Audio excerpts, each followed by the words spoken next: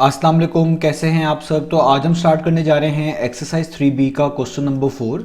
तो मेरे पास ये बुक 3 है जिसको हम D3 भी बोलते हैं और उसका ये अपडेटेड 7th एडिशन यानी न्यू एडिशन मेरे पास मौजूद है। तो इस न्यू एडिशन का ये चैप्टर नंबर 3 चल रहा है। मैंने इस चैप्टर के नेम से एक सेपरेट प्लेलिस्ट बना दी हुई है, उसका लिंक भी नीचे डिस्क्रिप्शन में दे दिया है ताकि आपको इस चैप्टर से रिलेटेड तमाम सोल्यूशंस एक ही जगह पर आसानी से इसी प्लेलिस्ट में मिल सकें। इसके अलावा आपको डिस्क्रिप्शन में मेरे सोशल अकाउंट यानी मेरी फेसबुक प्रोफाइल और मेरी इंस्टाग्राम प्रोफाइल का लिंक भी मिल जाएगा। आप इन्हीं अकाउंट्स के थ्रू अपने क्वेश्चंस को, सजेशंस को मुझ तक भी पहुंचा सकते हैं। तो आइए स्टार्ट कर लेते हैं क्वेश्चन नंबर 4 को। मैंने क्वेश्चन नंबर 4 को नीचे नोट डाउन कर लिया है। हम वहीं से इसकी स्टेटमेंट को रीड करेंगे, समझेंगे और स्टेप बाय स्टेप इन दोनों पार्ट्स को सॉल्व करेंगे। तो आइए स्टार्ट करते हैं। तो अब आपको सामने स्क्रीन पर क्वेश्चन नंबर 4 की स्टेटमेंट भी लिखी हुई नजर आ रही है, नीचे उसके दोनों पार्ट्स भी लिखे हुए नजर आ रहे हैं। पहले हम स्टेटमेंट को रीड कर लेते हैं। तो स्टेटमेंट में लिखा हुआ है expand and simplify each of the following expressions, यानी आपको कहा जा रहा है जो नीचे दोनों पार्ट्स गिवन है जो कि एक्सप्रेशंस है बेसिकली, इन दोनों एक्सप्रेशंस को आपने एक्सपैंड भी करके दिखाना है और सिंप्लीफाई भी करके दिखाना है। एक्सपैंड की मीनिंग ये लेंगे कि आपने इधर से जो ब्रैकेट्स आपको नजर आ रही हैं ए और बी पार्ट में, जिनको हम राउंड ब्रैकेट्स बोलते हैं, आपने इन राउंड ब्रैकेट्स को रिमूव करना है, इन राउंड ब्रैकेट्स को हटाना है। जब आप इन राउंड ब्रैकेट्स को यहां से रिमूव कर देंगे, हटा देंगे, आप कह लें, उसी का मतलब होगा कि आपने इनको एक्सपेंड कर दिया। और सिंप्लीफाई का जनरल मीनिंग होता है कि चीजों को सिंपलर टर्म्स में रिप्रेजेंट करना। और आप यहां पे ये भी मीनिंग ले सकते हैं कि जब आप यहां पे ब्रैकेट्स को हटा चुके होंगे यानी एक्सपेंड कर चुके होंगे, फिर अगला टास्क होगा उनको सिंप्लीफाई करना, जिसका मतलब है जो टर्म्स ऐड हो सकती होंगी उनको ऐड कर दीजिएगा, जो सब्ट्रैक्ट हो रही होंगी उनको सब्ट्रैक्ट कर दीजिएगा। तो वही बेसिकली सिंपलर टर्म्स में कन्वर्ट हो जाएंगी और हम ये कह पाएंगे कि हमने इन एक्सप्रेशंस को सिंप्लीफाई कर दिया है। तो उम्मीद है आपको स्टेटमेंट क्लियर होगी। आपने इन दोनों पार्ट्स को एक्सपेंड करना है सबसे पहले, यानी इनमें जो राउंड ब्रैकेट्स आपको दिख रही हैं इनको रिमूव करना है। उसके बाद आपने इनको सिंप्लीफाई करके दिखाना है, वही आपका फाइनल आंसर होगा। और यही स्टेटमेंट में कहा गया कि आपने एक्सपेंड और सिंप्लीफाई करके दिखाना है इन दोनों एक्सप्रेशंस को। तो अब स्टार्ट कर लेते हैं हम पार्ट नंबर ए से। तो पार्ट नंबर ए में आप देख सकते हैं सबसे पहले लिखा हुआ है 7a। मैं ऊपर से ही इस क्वेश्चन को नीचे उतार रहा हूं और 7a इस राउंड ब्रैकेट्स के साथ मल्टीप्लाई हो रहा है, इसको हम राउंड ब्रैकेट्स बोलते हैं, जिसके अंदर लिखा हुआ है 3b माइनस 4c और यहां पे राउंड ब्रैकेट क्लोज हो गई। आगे आप देख सकते हैं लिखा हुआ है प्लस 4a, तो अब भी यहां पे प्लस 4a लिखेंगे और ये भी इस राउंड ब्रैकेट्स के साथ मल्टीप्लाई हो रहा है और जिसके अंदर लिखा हुआ है 3c माइनस 2b। तो सबसे पहले हमने एक्सपेंड करना है। एक्सपेंड का मतलब है आपने इधर से ब्रैकेट्स को हटाना है। जब भी आपको एक्सप्रेशंस आए उसमें ब्रैकेट्स लगी हो तो सबसे पहले हम ब्रैकेट्स को कंसीडर करते हैं, उनको मैनेज करते हैं, उसके बाद बाकी क्वेश्चन की तरफ चलते हैं। तो यहाँ पे आपने ब्रैकेट्स को हटाना है। तो ब्रैकेट्स किस तरह हटाई जाती हैं याद रखें, जब भी आपके पास इस तरह राउंड ब्रैकेट्स लगी हुई आए और उनके बाहर कोई टर्म लिखी हो, कोई नंबर लिखा हो, कोई फ्रैक्शन लिखी हो, तो ब्रैकेट्स को एक ही तरीके से हटाया जाता है कि आप ब्रैकेट्स को रिमूव करते हैं और बाहर लिखी हुई टर्म्स को अंदर लिखी हुई टर्म्स के साथ मल्टीप्लाई करके लिख देते हैं। इस तरीके से उनकी एक्सपेंशन की जाती है। अब यहां पर आपने एक बात का ख्याल रखना है कि इन राउंड ब्रैकेट्स के ऊपर कोई पार्ट्स नहीं है, कोई होल पार्ट्स नहीं है। अगर इनके ऊपर होल पार्ट्स होती तो पहले होल पार्ट्स जो है उनको खत्म करते, आइडेंटिटीज लगा के या फॉर्मुलास लगा के, उसके बाद बाहर लिखी हुई टर्म्स को अंदर मल्टीप्लाई करते। तो ये चीजों में फर्क है, आपने इसका ख्याल रखना है। तो क्योंकि यहां पर राउंड ब्रैकेट्स के ऊपर कोई पार मौजूद नहीं है तो इसका मतलब है जो टर्म बाहर लिखी होगी उसको आपने अंदर वाली टर्म्स के साथ मल्टीप्लाई करवा देना है और ब्रैकेट्स को हटा देना है, यही इनकी एक्सपेंशन हो जाएगी। तो हम पहले इसी तरीके से करेंगे। तो अब आपने क्या करना है, ये जो बाहर 7a लिखा हुआ है जो कि पॉजिटिव 7 है, क्योंकि इसके पीछे कोई भी साइन नहीं है तो पॉजिटिव कंसीडर करेंगे, इसको आपने इस पहली टर्म से भी मल्टीप्लाई करना है और इस दूसरी टर्म से भी मल्टीप्लाई करना है। तो आप ब्रैकेट्स हटाएंगे और इन टर्म्स को मल्टीप्लाई करवा के अंदर वाली टर्म्स के साथ नीचे लिखते जाएंगे। तो आपको मैंने मल्टीप्लाई करना सिखाया हुआ है पिछले क्वेश्चन में। आप किस तरह दो टर्म्स को मल्टीप्लाई करते हैं, आप नंबर्स को नंबर से मल्टीप्लाई करते हैं और जो लेटर्स या वेरिएबल्स होता है उनको आपस में मल्टीप्लाई करते हैं। तो यहाँ पे 7a है, अंदर 3b है, तो 7a को जब आप 3b से मल्टीप्लाई करेंगे तो बेसिकली मैं यहाँ पे आपको रफ में भी करके दिखाता हूँ। तो आपको पहले 7 को 3 से मल्टीप्लाई करना पड़ेगा, नंबर नंबर से मल्टीप्लाई होगा। तो ये भी पॉजिटिव है, ये भी पॉजिटिव है, प्लस प्लस प्लस ही होता है मल्टीप्लिकेशन केस में, यानी जब दो पॉजिटिव नंबर्स वो मल्टीप्लाई होते हैं तो आपको पता है वो आंसर में भी पॉजिटिव नंबर ही होता है। तो 7 को 3 टाइम्स आप पहले करेंगे तो कितना हो जाएगा 21, और ये जो a है ये b से मल्टीप्लाई होगा। तो 7 3 टाइम्स तो 21 हो गया और a b से मल्टीप्लाई होगा तो इसको हम लिखेंगे ab। तो फाइनल आंसर आएगा 21ab। ये a और b दो डिफरेंट लेटर्स हैं, जब भी दो डिफरेंट चीजें मल्टीप्लाई होती हैं लेटर्स या वेरिएबल्स के केस में, उनको मिला के जस्ट इस तरह लिख दिया जाता है। तो इसलिए 7a को जब 3b से मल्टीप्लाई करेंगे, 7 3 टाइम्स तो 21 हो जाएगा और ab टाइम्स कितना हो जाएगा ab, तो आपके पास आंसर आ जाएगा 21ab। अब इसी तरीके से 7a को आपने -4c के साथ मल्टीप्लाई करना है, यानी 7a को अब आपने मल्टीप्लाई करवाना है -4c के साथ, यहाँ पे जो अंदर लिखा हुआ है। अब देखिए यहाँ पे 4 के पीछे नेगेटिव का साइन है, 7 के पीछे कोई साइन नहीं, आप प्लस का कंसीडर कर सकते हैं। तो पहले साइन को मैनेज कर लें, ये एक पॉजिटिव टर्म है, ये एक नेगेटिव टर्म है। तो मल्टीप्लिकेशन के केस में प्लस माइनस क्या होता है, माइनस, यानी यानी जब पॉजिटिव टर्म किसी नेगेटिव टर्म से मल्टीप्लाई होती है तो आंसर में आपको नेगेटिव टर्म मिलती है, इसलिए मैंने यहाँ पे माइनस का साइन लगा दिया है। अब आपने क्या करना है, नंबर को नंबर से मल्टीप्लाई करना है, यानी आपने बेसिकली 7 को किससे मल्टीप्लाई करना है, 4 से। तो सबसे पहले आप 7 को 4 से मल्टीप्लाई करके लिखेंगे तो 7 4 टाइम्स होता है 28, तो यहाँ पे आ जाएगा 28। और ये जो लेटर्स हैं इनको आप आपस में मल्टीप्लाई करेंगे, ए सी से होगा। जब दो डिफरेंट लेटर्स मल्टीप्लाई होते हैं उनको जस्ट मिलाकर लिख देते हैं, वही उनका प्रोडक्ट कहलाता है। तो ए मल्टीप्लाई बाय सी कितना हो जाएगा, ए सी।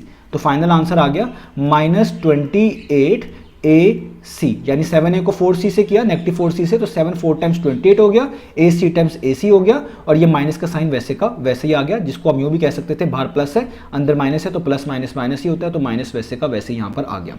अब आगे चलते हैं। अब आगे भी ऐसा ही आप देखें, फिर से राउंड ब्रैकेट्स हैं और बाहर आप देख सकते हैं पॉजिटिव 4a लिखा हुआ है। अब इस 4a को आपने अंदर लिखी हुई तमाम टर्म्स के साथ मल्टीप्लाई करना है, यानी पहले आपने 4a को मल्टीप्लाई करवाना है पॉजिटिव 3 के साथ, पॉजिटिव 3c के साथ। तो दोनों पॉजिटिव टर्म्स हैं तो आंसर में भी पॉजिटिव ही मिलेंगी। नंबर को नंबर से करेंगे, 4 3 टाइम्स कितना होता है 12 और ac टाइम्स कितना होता है ac, तो आंसर हो गया 12ac और यानी पॉजिटिव 12ac। तो प्लस 4a को प्लस 3ac से करेंगे तो प्लस प्लस तो प्लस ही होता है, यानी प्लस का साइन ही आएगा। 4 3 टाइम्स 12 हो जाएगा जिस तरह बताया, और ac टाइम्स ac हो जाएगा, तो ये हो गया 12ac। अब इसी तरीके से पॉजिटिव 4a को नेगेटिव 2b के साथ भी आपने मल्टीप्लाई करवाना है, वो भी मैं यहाँ पे लिख देता हूँ कि अब आपने पॉजिटिव 4a को मल्टीप्लाई करवाना है नेगेटिव 2b के साथ। तो एक पॉजिटिव टर्म है, एक नेगेटिव टर्म है, जब पॉजिटिव टर्म नेगेटिव टर्म से मल्टीप्लाई होगी आंसर में नेगेटिव टर्म मिलेगी। यूं भी कह सकते हैं प्लस माइनस माइनस होता है, तो इसलिए यहाँ पे माइनस लिख दिया। नंबर को नंबर से कर दें, 4 2 टाइम्स 8 होता है, ए बी से होगा तो ए बी हो जाएगा। आपको बता चुका हूँ, दो डिफरेंट लेटर्स मल्टीप्लाई उनको इस तरह मिलाकर लिख देते हैं, वही उनका प्रोडक्ट कहलाता है। तो पॉजिटिव 4a को नेगेटिव 2b से करेंगे तो आंसर आ जाएगा प्लस माइनस माइनस 4 2 टाइम्स 8 और A B times A B, जिस तरह मैंने आपको ऊपर करके भी दिखा दिया। अब आप क्या कर लें, अब देखिए हमारी एक्सपेंशन हो चुकी है। एक्सपेंशन का मतलब है आपने ब्रैकेट्स ओपन कर ली है, खत्म कर ली है। अब सिंप्लीफिकेशन रह गई है। सिंप्लीफिकेशन में आपने क्या करना होता है, अपने लाइक टर्म्स ढूंढनी होती है। लाइक टर्म्स का मतलब ऐसी टर्म्स जिसमें सेम वेरिएबल या सेम लेटर आ रहा हो विद सेम पार, उन्हीं को हम लाइक टर्म्स बोलते हैं। जैसे आप देखें जो पहली टर्म है इसमें भी ए बी लिखा हुआ है, इधर भी ए बी लिखा हुआ है, तो ये दोनों लाइक टर्म्स हैं। इनमें जो कॉफिशिएंट्स हैं, जो साथ लिखे हुए नंबर्स हैं वो चेंज हो सकते हैं, लेकिन जो ये लेटर्स हैं या आप इनको वेरिएबल्स कह लें, जो डिफरेंट केसेस में आपको देखने को मिलेंगे वो सेम होने चाहिए। तो आपके पास जो लाइक टर्म्स होंगे जिसमें सेम लेटर या सेम वेरिएबल्स आ रहे होंगे विद सेम पार, आपने उनको मिला के लिख देना है पहले। तो हम भी यहाँ पे क्या करेंगे, सबसे पहले मैं लिखूंगा 21ab को और उसके बाद जो नेक्स्ट टर्म है ये 8ab, इसको लिखूंगा। अब याद रखिएगा हर टर्म के पीछे वाला साइन का ख्याल रखना है, यहाँ पे नेगेटिव है तो आप भी यहाँ पे नेगेटिव लगाएंगे, तो यहाँ पे आ जाएगा नेगेटिव 8ab। तो ये दोनों लाइक टर्म्स हैं। अब इसी तरीके से आप देखें ये भी लाइक टर्म्स है, इधर ac है, इधर भी आपको a और c नजर आ रहा है, तो इनको भी मिलाकर लिख लें। तो पहले -28 को लिख लेते हैं, हर टर्म के पीछे वाला साइन आपने यूज करना है, यहाँ पे माइनस है तो आप लिखेंगे -28ac। अब आगे अगली टर्म +12ac, ये मैंने ए बी वाली टर्म्स अलग कर ली, ग्रुप कर ली, और ए सी वाली टर्म्स को अलग से ग्रुप कर लिया। अब जस्ट आप इनको फर्दर सॉल्व करें। ये लिखा हुआ 21ab और ये लिखा हुआ -8ab। 21 के पीछे कोई साइन नहीं है यानी प्लस है, और ये माइनस है। सो प्लस माइनस क्या होता है, माइनस होता है। प्लस माइनस का मतलब है माइनस करना है, प्लस माइनस माइनस होता है यानी माइनस करना है। तो आपने एडिशन सब्ट्रैक्शन केस में जो साइन बन रहा होता है वो करना होता है। तो प्लस माइनस माइनस बनता है तो माइनस करना है। तो 21 में से आप पहले 8 निकाल दें, तो 21 में से 8 माइनस करें कितना आता है 13, तो यहाँ पे लिखिए 13। और ये जो ए बी साथ लिखा हुआ है या जो भी लेटर या वेरिएबल साथ लिखे होते हैं वो वैसे लिख देते हैं, तो यहाँ पे आ गया 13ab। तो सिंपल बात है, 21ab में से 8ab भी निकाला तो 13ab आ गया। अब यहाँ पे देखें, यहाँ पे -28ac है, यहाँ पे +12ac है, तो ये माइनस है और ये प्लस है, तो माइनस प्लस कितना होता है, माइनस। अगेन एडिशन सब्ट्रैक्शन के केस में जो साइन बनता है वो करना होता है, यानी माइनस प्लस माइनस बना तो माइनस करना है। तो आप क्या करें, 28 में से 12 को माइनस कर दें, तो 28 में से 12 को माइनस करेंगे तो आपके पास आएगा 16। तो आप यहाँ पे लिख दें 16। जाहिर बात है जो AC है वो साथ वैसे का वैसे आएगा, और एडिशन सब्ट्रैक्शन के केसेस के अंदर साइन बड़ी वैल्यू का लगाते हैं, बड़ी टर्म का लगाते हैं। तो यहाँ पे 12ac है, यहाँ पे 28ac है, बड़ी वाली टर्म ये है, इसके पीछे जो साइन होगा वही आएगा। तो यहाँ पे माइनस है तो यहाँ पे भी क्या आएगा, माइनस। इस तरह यहाँ पे भी हुआ था, जब 21ab में से आपने 8ab माइनस किया तो 13ab भी आया, तो साइन प्लस का ही आया, क्योंकि 21 बड़ी टर्म थी उसके पीछे प्लस था, इसलिए यहाँ पे प्लस का ही साइन है। वो ना भी लिखा हो तो भी उसका मतलब प्लस ही होता है। तो -28ac + 12ac कितना हो गया, -16ac। तो यहां तक हमने इसको सॉल्व कर लिया। तो आप देख सकते हैं अब हमारे पास एक्सपेंशन भी हो चुकी है और सिंप्लीफिकेशन भी हो चुकी है। तो यहां पर हमारे पास ये पार्ट हुआ फिनिश। तो ए पार्ट का आंसर आ गया 13ab - 16ac, यही हमने फाइंड आउट करके दिखाना था। अब चलते हैं इसके नेक्स्ट पार्ट की तरफ।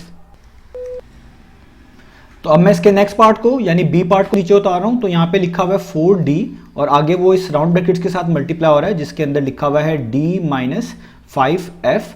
आगे आप देख सकते हैं लिखा हुआ है +2f, तो मैं यहाँ पे लिख रहा हूँ +2f, और आगे वो फिर से राउंड ब्रैकेट्स के साथ मल्टीप्लाई हो रहा है जिसके अंदर लिखा हुआ है 3d + 7f। अगेन आपको मैंने बताया कि जब भी आपके पास इस तरह की एक्सप्रेशंस आए, सबसे पहले आपने इन राउंड ब्रैकेट्स को मैनेज करना है, या आप कह लें जनरली ब्रैकेट्स को पहले आपने मैनेज करना होता है। तो यहाँ पे हमने पहले एक्सपैंड करना है। एक्सपैंड का मतलब है इन ब्रैकेट्स को हटाना है, और क्योंकि यहाँ पे राउंड ब्रैकेट्स लगी हुई हैं और अगर इनके ऊपर कोई पार ना हो तो इसका मतलब यही होता है कि आपने बस ये देखना होता है कि राउंड ब्रैकेट्स के बाहर कौन सी टर्म लिखी हुई है। तो जो भी टर्म बाहर लिखी होगी उसको अंदर लिखी हुई टर्म्स के साथ मल्टीप्लाई कर देना होता है और ब्रैकेट्स को हटा देना होता है। यही उनकी एक्सपेंशन कहलाती है। तो यहाँ पर भी आपने ऐसे ही करना है। तो स्टार्ट करते हैं। आप देखें यहाँ पे d - 5f लिखा हुआ है और इसके बाहर 4d मेंशन्ड है, यानी इस 4d को आपने अंदर लिखी हुई तमाम टर्म्स के साथ मल्टीप्लाई करवाना है। 4d इस पहले वाले d से भी मल्टीप्लाई होगा और 4d इस -5f से भी मल्टीप्लाई होगा। तो सबसे पहले जब आप 4d को इस d से मल्टीप्लाई करेंगे तो एक तो पहली बात, ये दोनों पॉजिटिव टर्म है तो आंसर में पॉजिटिव टर्म ही मिलेगी, यानी प्लस प्लस प्लस ही होता है मल्टीप्लिकेशन के केस में, तो आपके पास पॉजिटिव टर्म ही आएगी। अब देखिए d के साथ कुछ भी नहीं लिखा हुआ। अगर d के साथ कुछ नहीं लिखा हुआ आप खुद से 1 लिख सकते हैं, ना भी लिखे तो भी बात ठीक है। तो नंबर को नंबर से मल्टीप्लाई कर दें तो 4 1 टाइम्स तो 4 हो जाएगा। और आपको पता है जब भी दो सेम लेटर या दो सेम चीजें मल्टीप्लाई होती हैं, दो सेम वेरिएबल मल्टीप्लाई होते हैं तो उनके ऊपर होल पार्ट 2 आ जाता है। ये भी d है, ये भी d है, तो d मल्टीप्लाई बाय d कितना होता है d स्क्वायर। तो इसलिए आप लिखेंगे 4d स्क्वायर, यानी जब आप 4d को d से मल्टीप्लाई करेंगे तो 4 तो वैसे ही आ जाएगा। यूं भी कह सकते थे d के साथ अगर 1 लगा दे तो 4 1 टाइम्स तो 4 ही हो जाएगा, और d टाइम्स कितना हो जाएगा d स्क्वायर। जब भी दो सेम चीजें मल्टीप्लाई होती हैं उनके ऊपर होल पार्ट 2 आ जाती है। ये आपको चीजें पता है।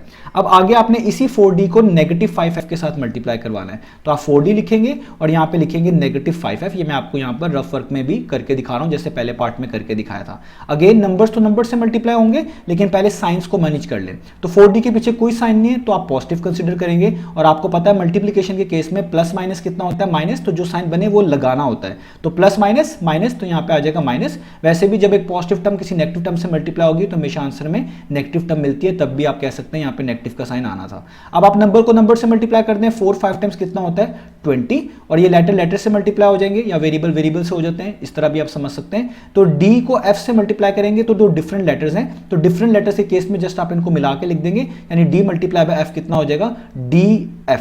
और आप इसको ऐसे भी लिख सकते हैं -20 fd। तो आप df लिख दें या fd लिख दें, दोनों के मीनिंग सेम है, इसमें कोई भी फर्क नहीं। तो इसलिए मैं इसका आंसर लिखूंगा कि जब 4d को आप -5f के साथ मल्टीप्लाई करेंगे तो क्या आएगा -20 df। ठीक है, ये मैंने यहां पे आपको बता दिया। अब सेम केस आगे भी ऐसा ही है, +2f को आपने 3d के साथ मल्टीप्लाई करना है। अगेन अब आपको चीजें पता चल चुकी है, तो मैं यहां पे आपको बता रहा हूं, नंबर को नंबर से मल्टीप्लाई करेंगे। ये भी पॉजिटिव टर्म है, 3 के पीछे कोई साइन नहीं है तो पॉजिटिव ही कंसिडर होगा, प्लस प्लस प्लस ही होता है तो प्लस ही आप यहां पर लगाएंगे। तो अब आप कह लें कि 2 को 3 से मल्टीप्लाई करेंगे तो कितना आ जाएगा 6, और f को d से मल्टीप्लाई करेंगे तो कितना आ जाएगा fd कह लें या df कह लें, क्योंकि मैं पहले df लिख चुका हूं तो इसलिए बेहतर है यहां पे भी df लिख दूं ताकि आपके लिए कोई कंफ्यूजन ना बने। अदरवाइज आप fd लिखें या df लिखें कोई भी फर्क नहीं पड़ता, f multiply by d fd भी लिख सकते हैं और df भी लिख सकते हैं। मल्टीप्लिकेशन के केस में ये पोजीशन मैटर नहीं करती। तो +2f को जब +3d के साथ किया, दोनों पॉजिटिव टर्म थी तो पीछे पॉजिटिव साइन ही आया, 2 3 टाइम्स 6 हो गया, f multiply by d df हो गया, या आप कह लें fd हो गया। अब आगे भी आपने करना है, तो इस पॉजिटिव 2f को अब आपने किससे मल्टीप्लाई करना है, पॉजिटिव 7f से। अगेन नंबर से मल्टीप्लाई होगा और साइन दोनों के पॉजिटिव है तो प्लस प्लस प्लस ही होता है। आपने मल्टीप्लिकेशन में साइन में वही लगाना होता है जो बन रहा होता है, प्लस प्लस प्लस होता है तो प्लस लगाया। 2 को नंबर से करें, 2 7 टाइम्स कितना होता है 14, यहां पे आप लिख दें 14, और f से मल्टीप्लाई होगा। जब भी दो सेम चीजें मल्टीप्लाई होती है उनके ऊपर होल पार्ट 2 हो जाती है, तो f मल्टीप्लाई बाय f कितना हो जाएगा f स्क्वायर। तो यहां पे आ गया +14 f स्क्वायर। तो अब आप देख सकते हैं कि हमने एक्सपेंशन कर ली है, यहाँ पे ब्रैकेट्स हट चुकी हैं। अब आपने सिंप्लीफिकेशन करनी है, जिसके लिए आपको लाइक टर्म्स ढूंढनी पड़ेगी। तो आप देखें सबसे पहली जो टर्म लिखी हुई है 4d स्क्वायर, तो आपको यहाँ पर कोई भी ऐसी टर्म नहीं लिखी हुई नजर आ रही जिसके अंदर d स्क्वायर हो, क्योंकि लाइक टर्म का मतलब होता है कि सेम लेटर या same variable with same power आपको किसी और टर्म में भी नजर आ रहा हो। तो यहाँ पे d स्क्वायर है तो ऐसी कोई भी टर्म नहीं है जहाँ पे d स्क्वायर लिखा हो, तो इसलिए आप इस टर्म को तो वैसे का वैसे लिख देंगे, ये तो वैसे की वैसी आ जाएगी, यानी 4d स्क्वायर। अब आप देखें ये दोनों टर्म्स लाइक टर्म्स हैं, इनमें सेम आपके पास वेरिएबल वेरिएबल्स या लेटर्स आप कह लें मौजूद हैं विद सेम पावर, तो इसलिए इनको सॉल्व किया जा सकता है। ये पहले से इकट्ठे भी लिखे हुए हैं। तो यहाँ पे लिखा हुआ है -20, यहाँ पे लिखा हुआ है +6। एडिशन सब्ट्रैक्शन का केस है तो प्लस माइनस कितना होता है माइनस। तो एडिशन सब्ट्रैक्शन के केसेस के अंदर प्लस माइनस अगर माइनस बनाए तो आपने माइनस करना है। तो बेसिकली आपने यहाँ क्या करना है माइनस। तो 20 में से आप पहले 6 माइनस कर दें, तो 20 में से जब आप 6 माइनस करेंगे क्या आंसर आएगा 14। तो आप यहाँ पे लिखेंगे 14। ये डीएफ जो है ये तो साथ वैसे का वैसे ही आएगा, और साइन आता है एडिशन सब्ट्रैक्शन के केस में बड़ी वैल्यू का, बड़ी टर्म का। तो 6df और 20df में से जो टर्म बड़ी है वो है 20, और इसके पीछे जो साइन होगा वही आपने लगाना है। तो 20 के पीछे नेगेटिव साइन है तो आप भी क्या लगाएंगे माइनस का साइन। इसका मतलब -20df प्लस 6df कितना हो जाएगा -14df। तो आगे आपके पास ये लास्ट टर्म बच गई, इसको वैसे उतार लें, यानी +14 और f², क्योंकि इस जैसी और कोई टर्म मौजूद नहीं है तो इसको आपको ऐसे लिखना पड़ेगा। इसका मतलब है आपके पास बी पार्ट का आंसर आ गया 4d² -14df प्लस 14f²। यही आपने फाइंड आउट करके दिखाना था। तो यहां पर हमारा एक क्वेश्चन फिनिश हुआ। उम्मीद है आपको क्वेश्चन समझ आई होगा। इंशाल्लाह नेक्स्ट वीडियो में मिलेंगे बाकी सॉल्यूशंस के साथ।